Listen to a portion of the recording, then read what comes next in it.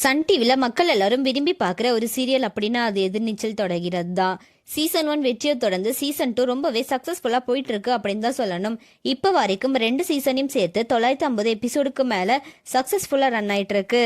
இந்த நிலையில் எதிர்நீச்சல் தொடர்கிறது சீக்கிரமாக முடிய போகுதுன்னு சொல்லி சோஷியல் மீடியாவில் ஒரு செய்தி செம வைரலாக போயிட்டு இருக்கு. சீசன் 1க்கு மக்கள் நல்ல வரவேற்பு கொடுத்திருந்தாங்க. ஆனா ஆதி குணசேகரன் கேரக்டர்ல நடிச்சிட்டு வந்த மாரிமுத்து மாரடைப்பால இறந்துட்டதுனால இந்த சீரியலோட டிஆர்பி ரொம்ப கம்மியாயிருச்சு.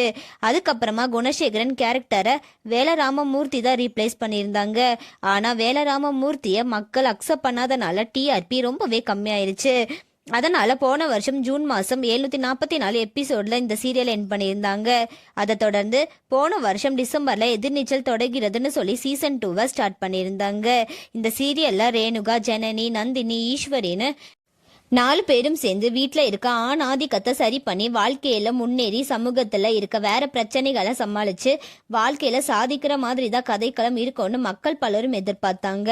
ஆனா இந்த சீசன்லயும் பெண்கள் கஷ்டப்படுற மாதிரி தான் காட்டிட்டு வராங்க. ஆதி குணசேகரன் கிட்ட தோல்வி அடைஞ்சிட்டு இருக்க மாதிரி தான் கதைக்களம் இருக்கு.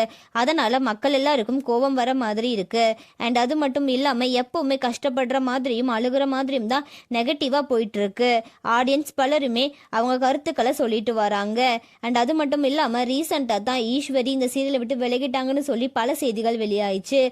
ஈஸ்வரி இந்த கேரக்டர்ல தொடர்ந்து நடிக்க மாட்டாங்கன்னு சொல்லியிருந்தாங்க. அதனால தான் அவங்கள ஹாஸ்பிட்டல் இருக்கிற மாதிரியான சீக்வன்ஸ் காட்டியிருந்தாங்க.